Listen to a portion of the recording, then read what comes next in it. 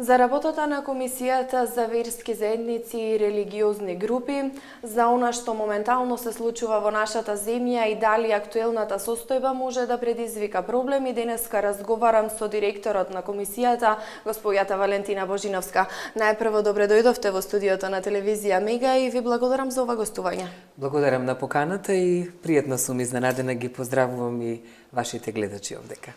На самиот старт би сакала да започнеме со представување на Комисијата за односи со верските заедници и религиозни групи, да ги запознаеме нашите гледачи за ова државно тело.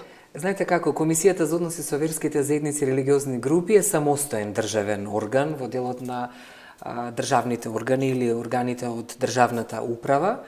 Самостојно тело е, тоа не е големо, меѓутоа си ја врши својата функција на еден исклучителен начин, затоа што имаме вработени луѓе кои си ја знаат работата, одамна се тамо, и тоа се луѓе од различни етнички заедници, што, да кажеме, го прибирам искуството од моите вработени, што е тоа и на кој начин треба да се движиме баш во тој меѓурелигиски диалог. Инаку Комисијата за односи со верските заедници постоела и многу порано од 57-та година, тогаш биле председатели, и она што е најзначајно е улогата на Комисијата како едно арбитражно тело внатре. Тоа се уште не е регуларно тело, меѓутоа се надевам дека во иднина ќе ја добие таа улога, ги негува меѓуверските односи, го толкува законот кој е донесен 2007 година, се имплементираше веќе на големо од 2008 година наваму во делот на регистрацијата на верските заедници, иако регистрацијата е во судот двојка, но ние помагаме на сите оние луѓе кои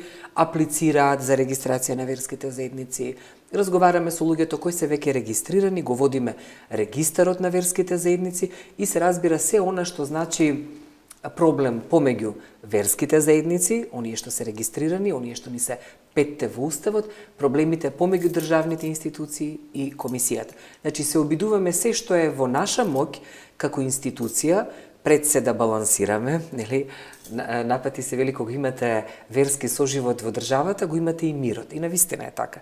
Значи, кога некој ќе каже дека во животот ќе ги одгатне или ќе ги раздвои етничките односи од верските, тоа не е добро. Мислам дека прво секогаш треба да се разговара за верска толеранција, за верски соживот, за таа парадигма на однесување на сите нам внатре во општеството, а потоа да зборуваме за етничките односи. Така што мислам дека тој императив на почитувањето на верата во секоја држава, и кај нас, е еден сериозен инструмент за зачувување на темелите на сувереноста на една држава и на правото на секој поединец за својата вероисповед. Споменавте регистар, кажете ми чија се работа ја следите? Па имаме некаде над 30 и нешто регистрирани цркви и верски заедници. Тие не се одвоени, мислам одвоени се во делот на религиозните групи, верските заедници се нешто помногубројни. Значи, знаете како, таму имате луѓе кои имаат проблеми со пензиското, со разни други проблеми со државните институции и така натаму, согласно законот, веќе на големо се практицира да луѓето кои што се во сиропиталиштата, во болниците, во старските домови, по затворите, да ја практицираат својата вера, бидејќи едно од крупните начала во нашиот закон е токму тоа. Секој поединец има право на практицирање на својата религија, што значи дека без малку било каде да најдеме луѓе кои имаат потреба од тоа. Да речеме, еве сега во мигот подготвуваме со големата болница на Жан Митрев на Филип II еден меморандум во кој нашиот член 20 укажува дека секој човек кој е во болницата или во затворот има право на своја вероисповед, односно пред тешки мигови, дали човек кога е во пред операција, по операција, или кога веќе семејството знае дека заминува тој човек од овој свет, заминува во вечноста, има право на молитва, на исповед и така натаму. Светските стандарди веќе го прават тоа. Ние како искуство, како комисија сме го имале многу често, и тоа најчесто луѓето кои што се во затворите. Значи, пред големите празници, без разлика дали се тоа муслимански или христијански, да побараат верски обред, односно верско лице, да има свој личен исповед за она што му се случило, пред да го да влезе во затворот. И јас мислам дека состојбата по затворите едно од круцијалните прашања во иднина ќе биде именно токму тоа, на кој начин тие луѓе и по болниците, и по затворите, и по старските домови, кога им треба, на кој начин ние сме тука како комисија, и тоа го работиме баш во мигот, да бидеме први кои што ќе им притрчаме на помош. Ги споменавте, болниците, затворите, старските домови, со кои се други институции, установи, државни органи соработувате и дали имате помош од нивна страна? Знаете како, ние сме начална комисија која работи интервентно, значи ако во мигот има некаков проблем, се собираме, еве да речеме, една од најважните работи која минатата година ја спроведовме, тоа беше онаа декларација на подпишување на 5 верски лидери во Република Македонија, кои што се застапени во Уставот, а тоа беше за борба против тероризам на ниво на религија, значи во која ние децидно застанавме како комисија и како верски лидери, дека Република Македонија секогаш ќе биде на страната на онаа страна која што ќе се противи против било каков радикален тероризам, особено од побуди на религиозна вероисповед, особено затоа што знаеме дека Република Македонија како патека на балканската рута со бегалците што се случуваше, навистина направи еден голем, сериозен исчекор и ја можам да кажам дека она што Советот на Европа, односно Европската Унија, благодареше на Република Македонија, дека се разбира ако не беше Македонија, сигурно дека Европа ќе беше и закрчена од бегалци, меѓутоа можевме да имаме уште поголем радикален тероризам, не само што беше во оној што го видовме во Берлин и во Франција. И навистина тие честитки кои беа упатени на Република Македонија беа честитки на сите државни институции во Република Македонија, да не говорам за одбраната, значи бевме прва која се прогласи за вонредна состојба и прва држава која својата армија ја стави на границите. Сметам дека во Република Македонија треба секогаш да бидеме будни како дел од балканската рута, во делот на мигрантската криза. Го велам ова зошто? Затоа што таа ниту е прекината, ниту ќе престане во догледно време. Напротив, она што го слушаме и од претседателот на државата, дека се претпоставува дека во еден извесен период ќе имаме повторна една поголем бран од бегалци, а впрочем тоа може и да се види и да се наговести од она што го слушаме и од другите држави. Треба да бидеме мудри кон заклучоците на она што и нашиот претседател го на сите форуми во светот го кажуваше дека потребен е сериозен пристап од институциите, на граничните премини, регистарот, на кој начин ние секогаш сме велеле она што е императив, а тоа е реченицата на Франк Рузвелт, дека секој од нас во еден период бил бегалец и затоа Република Македонија мислам дека направи една како да речам, една сериозно пробудување на Европа, дека ако не беше навистина подготвеноста на Република Македонија, ќе се соочевме со жестоки реперкусии од бегалската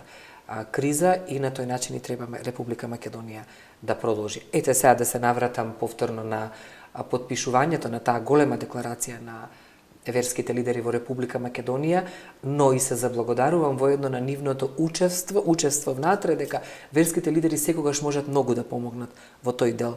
Значи, една држава ако има религиски мир, односно верски мир, таа секако ќе има и внатрешен социо-економски и културолошки мир. Знаете, тоа обединување на религијата и тој интеркултурен и меѓурелигиски диалог помеѓу верските лидери, верувајте дека значи одблесок на севкупното однесување понатаму во државата. Кога веќе ги споменуваме тие средби, проблемот кој се појави со миграцијата, тука во Битола минатата година се одржа 4-та светска конференција за меѓурелигиски диалог, каде токму фокусот беше на миграцијата, меѓутоа и на семејството. Вие имавте можност таму да се обратите на самото отворање на оваа конференција. Бројни представници од многу религии во светот беа тука. Што ние како земја извлековме како поука од оваа конференција? Знаете како, на секоја светска конференција гледаме да допреме теми, прво кои се актуелни во светот, затоа и впрочем и светска конференција, да напоменам дека таа светска конференција е всушност онаа конференција која покојниот Борис Трајковски ја зачна буквално ја зачна во Охрид, и Охрид стана како библиски Ерусалим и балкански Ерусалим, како место во кое се вмрежуваат различните религии, но јас секогаш велам и различните реченици и реплики кои ги имаме како резултат на тие светски конференции од големите верски лидери кои доаѓале тука. Веќе светската конференција во Република Македонија е препознатлива во светот. Имавме многу малку временски период да ја подготвиме оваа светска конференција во Битола, но впрочем, ако смеам да си дозволам, таа е една од најдобрите светски конференции.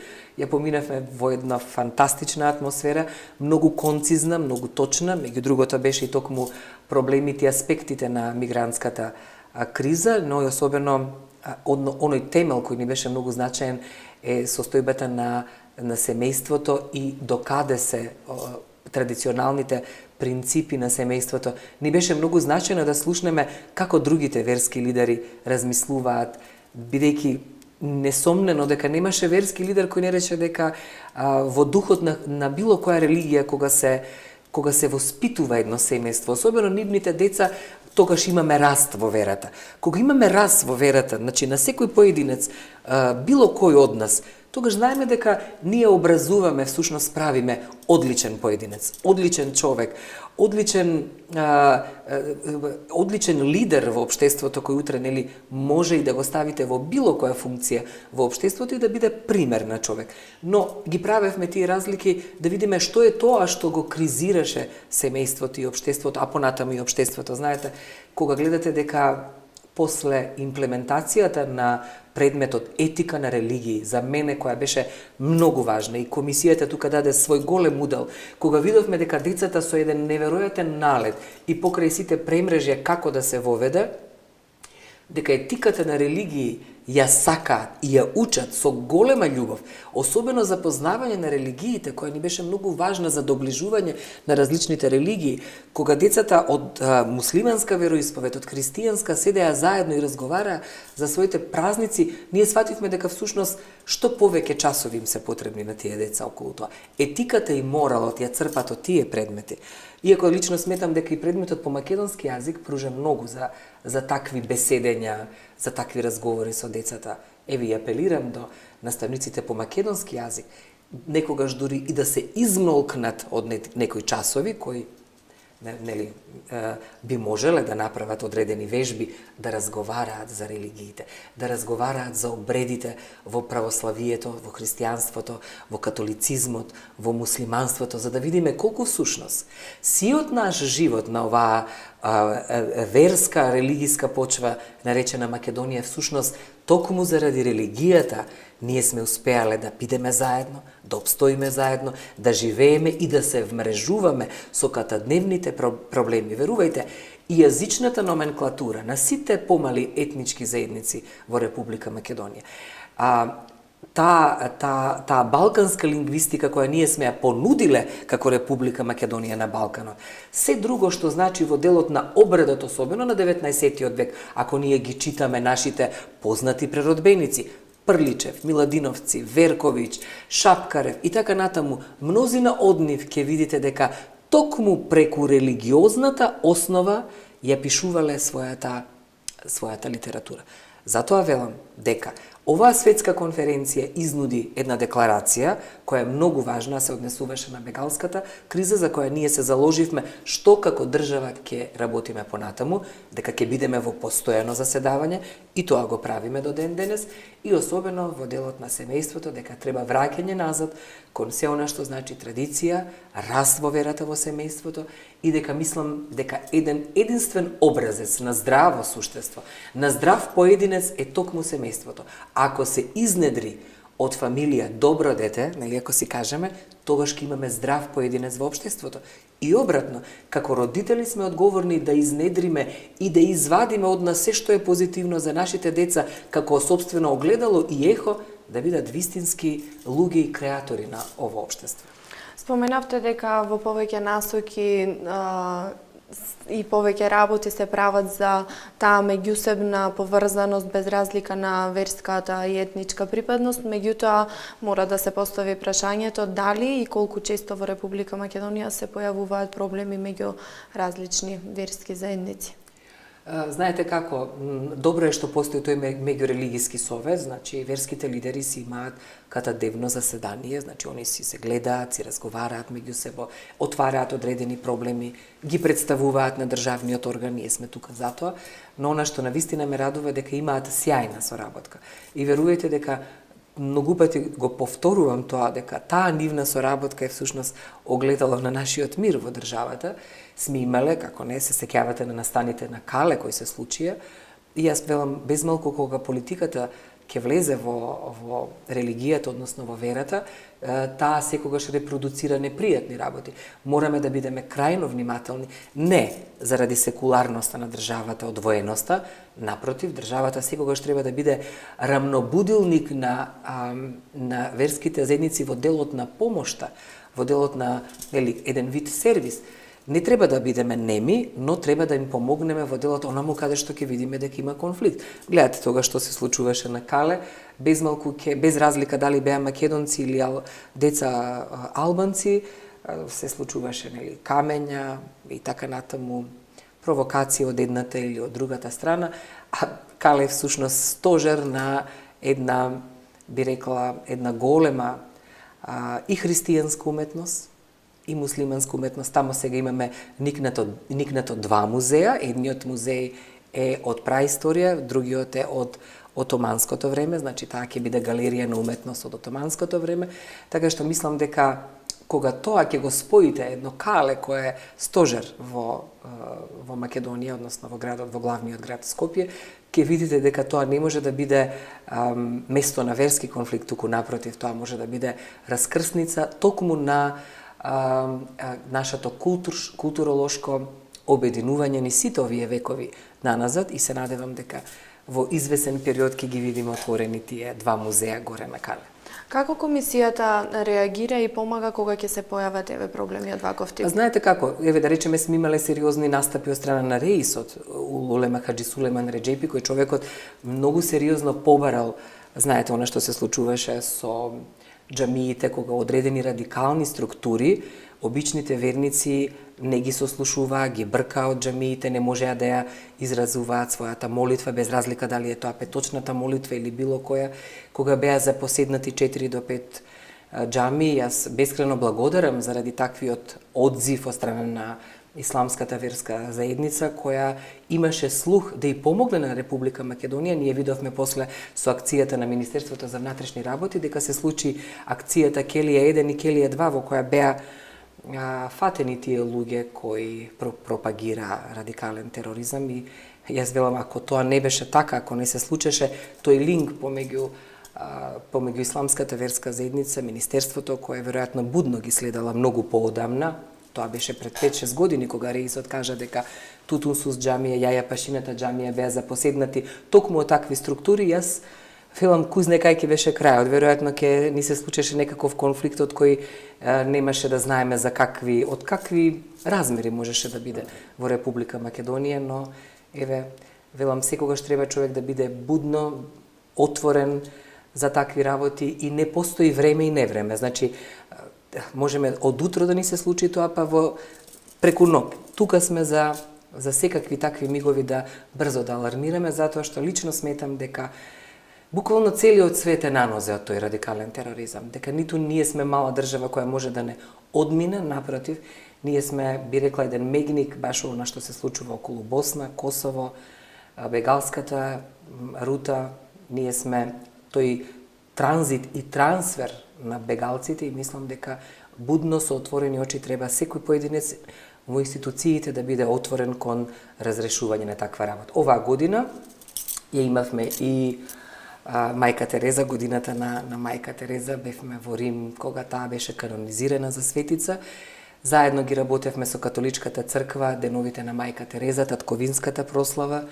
Јас мислам дека навистина треба да бидеме задоволни од севкупната работа, затоа што беше брилјантно чувството да бидете дел од Рим, да бидете дел од од големата столица на чествувањето на мајка Тереза. Беше волшебно да седите тука во близината на светските лидери. Уште поволшебен беше мигот да знаете дека потекнувате од градот на мајка Тереза, а особено мигот кога папата Франциск ја започна мисата, односно литургијата, во близина со нашиот скопски бископ и апостолски екзарх, доктор Киро Стојанов. Беше величествено и еве јас говорам и морници ми идат кога го видов бискупот дека рамо до рамо и со државниот секретар Пјетро Паролин беше тука, предходно ја посети Република Македонија, допревме многу заеднички теми кои се од неверојатна важност за билатералните односи помеѓу Ватикан и Република Македонија, кога на таа една огромна свечена церемонија, каде што буквално сиот свет беше приклучен да бидете дел од таа голема делегација и во живо да ги чувствувате убавите овации од ликот и делото на нашата Нобеловка мајка Тереза. Како земја сметло на повеќе верски заедници, дали сите овие верски заедници во Република Македонија имаат подеднаква интеграција?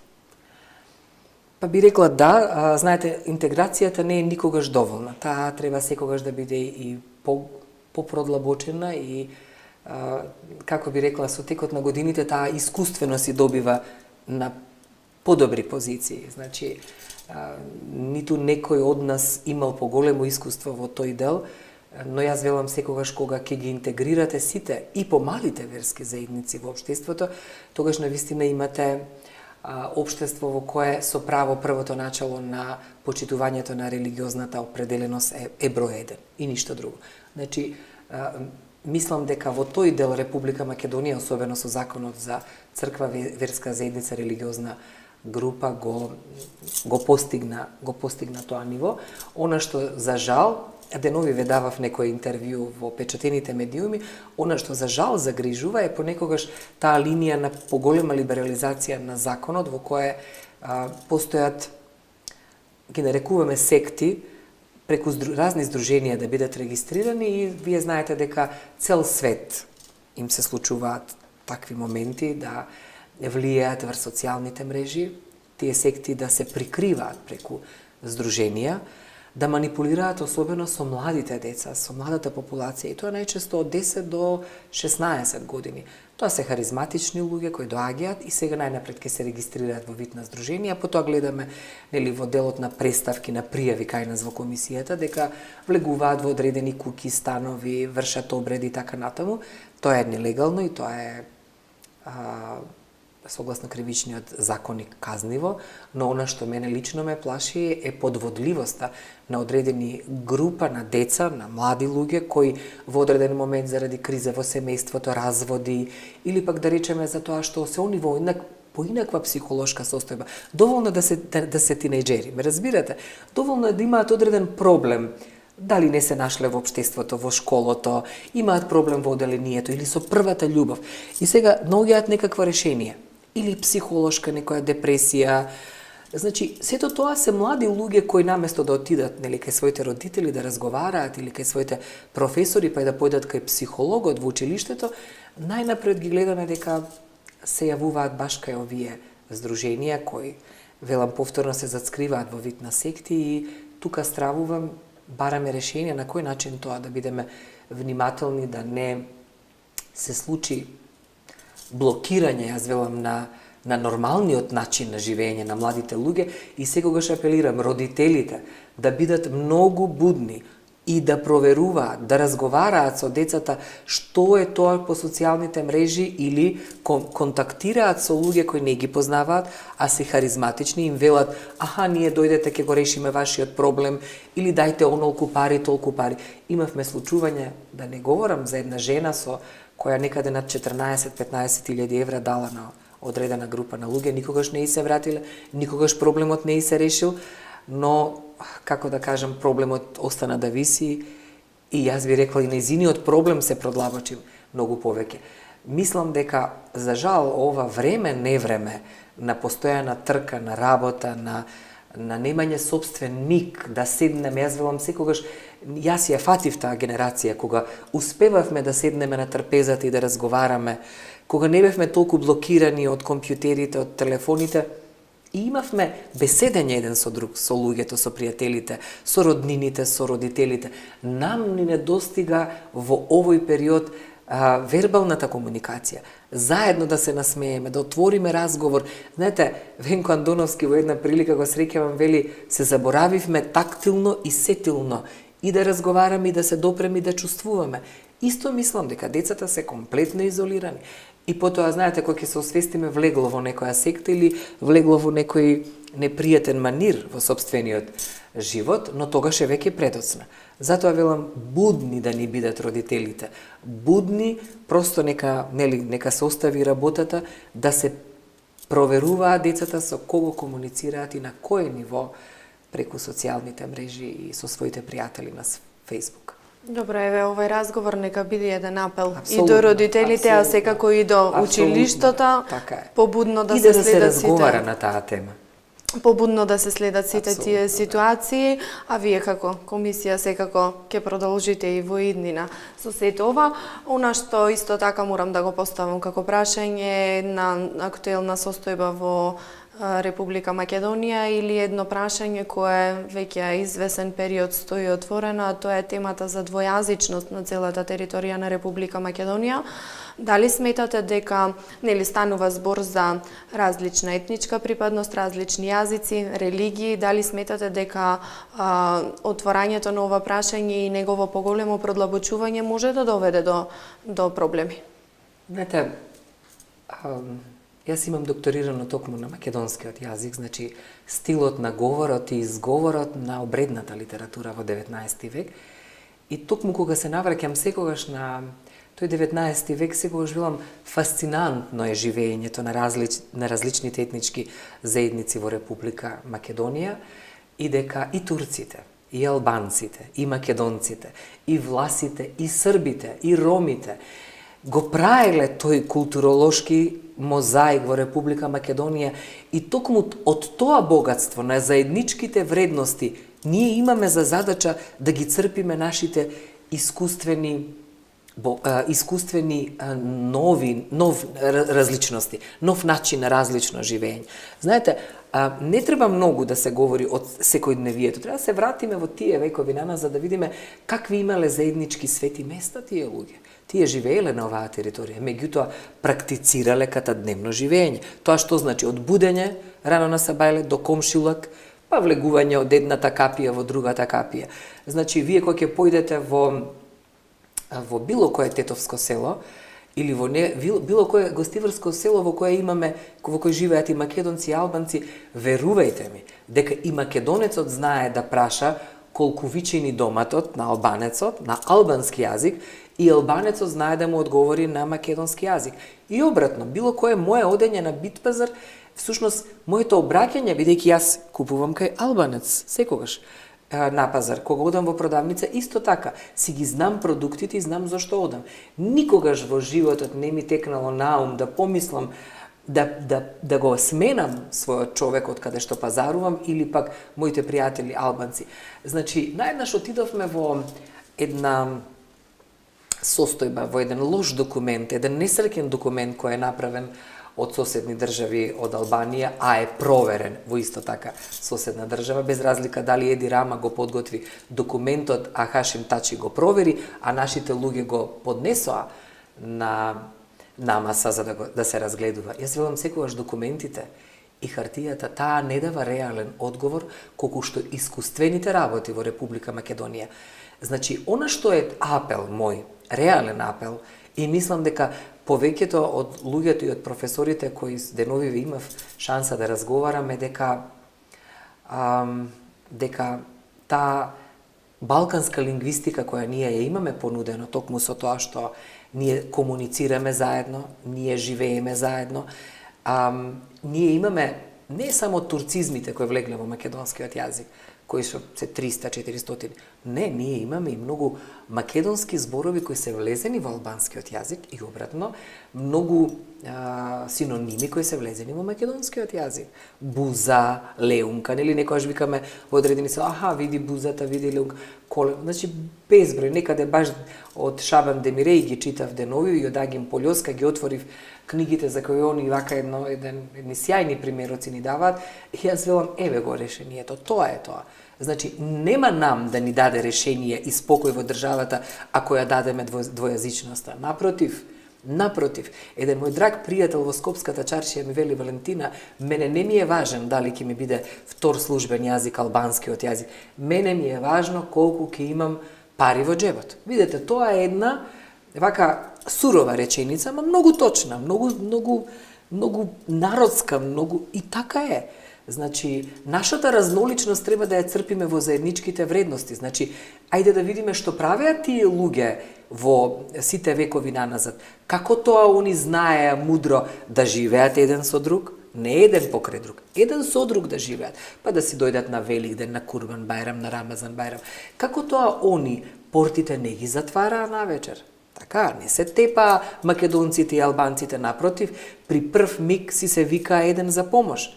Ајде да видиме какви се тие свети места, заедничките свети места, колку пати ние од македонките знаеме дека оделе во одредени текиња, ке седнат, ке се помолат затоа што треба да имаат рожба.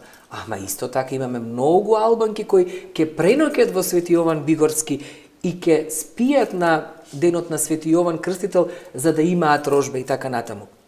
Многу заеднички камења во оваа Република Македонија одат и се молат и албанките, и албанците, и македонките, и македонците. Значи, ние треба да најдеме сериозен образец и тие мигови на заедничките вредности да ги аплицираме во општеството заедно.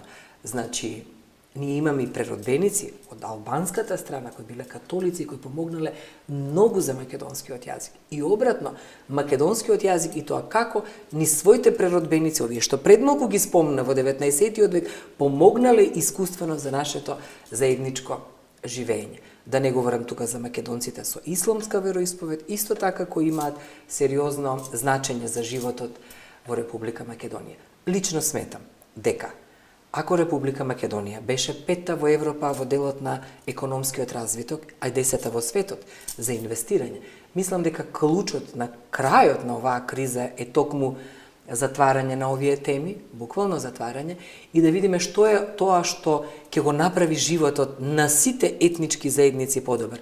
Знаете како, понекогаш си велам, парите што ги донесе труд и социјала со законот за трето и четврто дете не правеше разлика дали се работи за македонката или за албанката жена. Дали ќе роди четврто дете албанката или македонката, сите ги добиваа паричните средства. Потаму, 1 евро за легализација на земјата. Дали некогаш имавме ремарка во законите во која ќе речевме овој закон е само за една етничка заедница? Не. Имам пријатели кои ми велат во Саре или во Грчец, ми велат, Валентина, ние не сонувавме во животот дека нашата куќа ќе ја легализираме затоа што и така и покажуваат анализите дека повеќе албанците го искористиле токму таа законска регулатива за да ги легализираат своите куќи. Така што мислам дека патиштата кои што се градени, не се градени само за автомобилите и за луѓето македонци, градени се за сите. Еве ова сега што го правиме Кичево-Охрид и новиот кој што ќе започне Гостивар Кичево, така натаму. И се впрочем друго, знаете, нема што да се зборува. Мислам дека во овој период, од 2006 година наваму се направи многу во делот на заедничкото живење. И затоа сметаме, и другото зборуваме и за етика на религии, токму тоа ни беше императивот, како да ни се спојат децата. Така што мислам дека има институции кои тоа ќе го прават, кои се одговорни за тоа се институтите за македонски јазик, за албански јазик, факултетите се одговорни таму, Македонската академија на науките и уметностите, владата која во иднина треба да работи на промовирање на тие заеднички вредности и мислам дека ниеден поединец во Република Македонија не смее да се чувствува дека тој не е дел од оваа територија, од ова знаме, од овие граници и дека Треба да работиме на имплементација на се она што нам, а впрочем, нели во законот за употреба на јазици, го имаме таму каде што они се мнозинство, они си го користат својот јазик како службен, буквално. Така што мислам дека многу други работи се многу посуштествени во нашата заедничка битка на обстојување на Република Македонија. Сите различни теории, сите различни странски сценарија кои многу пати наназад сакале оваа древна земја да ја срушат, да ја нема, ајде да го фатиме тој Букурешки договор, не се успеало. Значи, јас вајкам, не се успеало заради политиката, не се успеало токму заради тој соживот меѓу македонците, албанците, власите, турците и ромите. Видете, баш деновиве разговарав, некоја влашка црква тука има, така. И се видов со неколку луѓе власи, па јас велам, ајде сега овој разговор кога го завршивме, велам, има ли поголеми македонци луѓе што се борат за сопствената држава од овие луѓе? Не, нема. Велам, ами Крушевскиот манифест, што беше ако не беше повик на сите луѓе? Асномската декларација, што беше ако не беше соживот? Така што мислам дека кога ќе се изнедри еден ваков несреќен документ, нам не прави несреќни сите. Немојте да мислите дека многумина сите други работи можеме да ги средиме. Масата е секогаш подготвена за диалог, ако има позитивна енергија од обете страни. Меѓутоа, некакви документи кои гледате дека тој документ ќе ве унесреќи, ќе ги унесреќи другите. Ме сваќате, тоа малцинство или таа етничка заедница, говорам воопштено, може во тој миг да биде среќна. Но што правиме со другите кои ќе ги направиме несреќни? Еве, условно, што ќе правиме со македонците, со ромите, со турците? Како они ќе ја реагират, како они ќе ја прифатат таа платформа? Замислете еден ден Македонија да стане пазар на платформи. А што ќе личи тоа? Мислам, знаете, значи треба малце многу повеќе разум и многу сериозно седнување на науката и на политиката заедно. Онаму каде што политиката ќе застане. Тука се научниците кои што знаат многу да ги отворат портите да речат стоп. Искуството на оваа држава покажува сосема нешто поинако. Така што мислам дека иднината на сите етнички заедници во Република Македонија е во делот на нивното образование. Како и на кој начин ќе се образуваме да бидеме вистински влијателни луѓе во светот. Значи, мене никогаш не ми пречал Тетовскиот универзитет, Штуловиот, новиот Мајка Тереза, кој лично сум го пречекала како идеја со огромна радост. Предпоставувам дека од моите пријатели албанци не им пречи што се отвори Штипскиот универзитет. Тука имаме Битолски универзитет. Имаме еден куп дисперзирани студии. Кому и чуму би му пречеле образовани луѓе во Република Македонија, а наеднаш кога ќе слушнеме светски имиња, без разлика дали е албанец или македонец или влав или ром, кој постигнал нешто во светот, ги кревеме рамениците и ни одат морници, велиме, тој е македонец доктор, тој е албанец доктор, не знам каде, или информатичар. Значи, мислам дека принципот на уцена веќе во светот не поминува. Принципот на диалог, да. И тоа треба да биде сериозна методологија во иднина на секој поединец и на секоја институција во РБ. Овај соживот кој го имаме и сето тоа постојано се надоградува и се работи во насока на уште подобри меѓусебни односи. Дали во овој период стагнира ради ваквите отворени прашања и политичката криза која имаме? Па не, би рекла дека малку тргнат настрана. Јас имав едно излагање на една од светските конференции кога Ендрю Бейкер, главниот на конгресите на евреите во Република Македонија, во Америка, кој беше гостин во Република Македонија, и рече светот ќе се смири оној ден кога ќе успееме сите заедно да живееме во една соба. Знаете, тоа во еден момент ме здрви и ме потсети на старите времиња, кога нашите баби и дедовци навистина, например, ке има една фамилија 6 деца, 6 браќа, па ќе живеат со своите 6 жени и 6 деца или 16 деца во една соба и тие живееле. Значи, они имале ред, поредок, како да успеат да живеат во една соба, а при тоа никој да не се искара. И таа реченица на Ендрю Бейкер, кој е евреин по потекло, Мев Џаши, Јас напати ја споменувам често затоа што мислам дека таа треба да не истргне малку, да не растревожи. Знаете, во една држава, ние сме во една соба. Ме разбирате?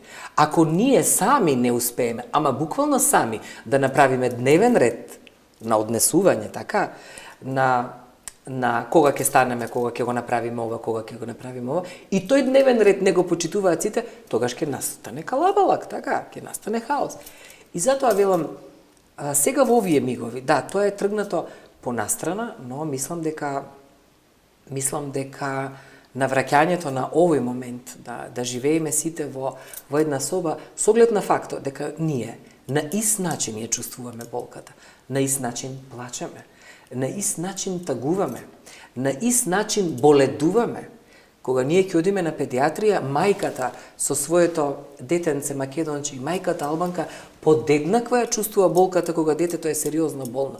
Не постои доктор, тврдам, особено доктор кој ја прочитал Хипократовата заклетва, дека може да направи разлика на бебето кое има проблем албанче или македонче. Ве молам, детето е дете. Плачам и на моето дете, плачам и на туѓото дете ако слушнам дека се случило нешто неубаво. Затоа мислам дека политиката може да биде удар во симетријата на светот тогаш кога ќе има позитивни ремарки во себе. Но и обратно, кога ќе има вакви несрекни документи, таа може само да ја замрси однесувањето на дневниот ред во фамилијата, односно во начинот на живење. Јас мислам дека преку овој разговор ги пренесовме главните пораки, дека сето она што години наназад низ историјата се градело како меѓурелигиски, меѓуверски соживот и диалог ќе продолжи во иднина. Токму овие одговори на моите прашања се надевам дека бе апел до сите гледачи. Тука ќе ви се заблагодарам за вашето гостување и за времето кое го одвоивте. Благодарам, ми беше задоволство и ги поздравувам вашите гледачи. Почитувани гледачи, тука е крајот на овој разговор со мојата денешна гостинка Валентина Божиновска, директор на Комисијата за меѓурелигиски односи меѓу верските заедници. Ви благодарам за вашето внимание.